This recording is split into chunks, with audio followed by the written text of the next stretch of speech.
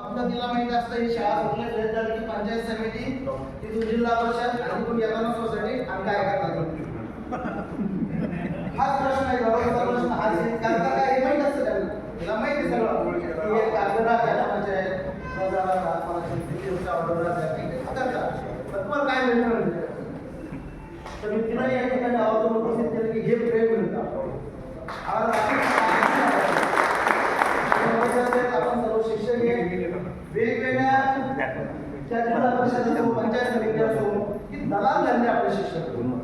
साध्या बाल संगोपन रजेसाठी मला आज 5,000 रुपयाचे आपल्या त्या प्रलंबित म्हणजे चळवळीचे लोक काम करतात.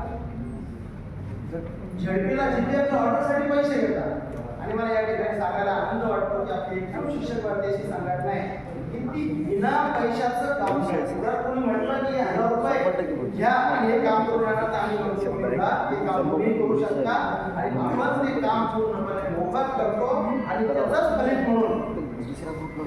म्हणून आपण या ठिकाणी मागच्या वेळी सुद्धा आपण या ठिकाणी आणि या निवडणुकीत सुद्धा या ठिकाणी आपलं 11 संचालक या ठिकाणी आपला सांगितलं की सचिन सुद्धा आपलाच होता परंतु त्याला श्रीरामला बोलत होता तो शिक्षक भारतीचाच होता. जरी तुम्ही पेन्शन मध्ये काम करत असेल पण नाव आपण शिक्षक भारतीचाच म्हणून होता. परंतु श्रीरामाने सोबत काम करत असताना तो सांगत होता अरे श्रीराम तुमच्याकडे एवढी गर्दी आहे माझा नंबर कधी लागतो तुमच्याकडं म्हणून तो जसे आता इकडे बाकीचे काही गेले निवडून येण्यासाठी तसा तिकडे गेला आणि नंतर 1 वर्ष 2 वर्ष का होईना या परिवारातलाच सदस्य असल्यामुळे तो आपल्याला जॉईन झाला. त्याचं सुद्धा या परिवारामध्ये अतिशय उत्स्फूर्त स्वागत आपण सर्वांनी केलं आणि तो आपल्यातलाच असल्यामुळं त्याला काही असं वेगळं वाटलं नाही. तो एकदम आवडतो त्याच्यामध्ये मॅच झाला. संतोषने देवाने एवढं काम करून ठेवलं. त्याच्या आधीचे जे चरण खरे तरी त्या वाटते मला काहीच कळत नाही पहिल्या वर्षी कोणालाच काही कळत नाही.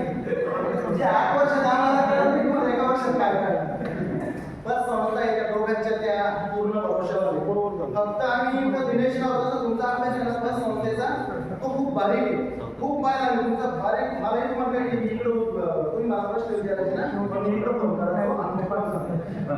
इतका भरोशावर आमचा पूर्ण 100% भरोशावर आमच्या त्या कर्मचाऱ्यांचा दिनेश निकमचा खूप अभ्यास आहे बस संस्थेचा अगदी पूर्ण शेअर्स वगैरे काय ठेवी काय जे असेल त्यांचा अतिशय त्यांनी आपल्या गोष्टी बऱ्याच तिथं अनुसरलं आणि त्यांना तुमचा एवढा नफा बस काय म्हटलं आपला नफा खाता असतो ते डायरेक्ट त्यांच्या सभासदाच्या खात्यावर जातात आणि आपला डायरेक्ट असा 1,40,00,000 त्यांचा एवढा नफा नसतो कधी 25-30-40 लाखाच्या त्यांचा नफा आणि आपण डायरेक्ट सभासदाच्या खात्यावर तो नफा देतो.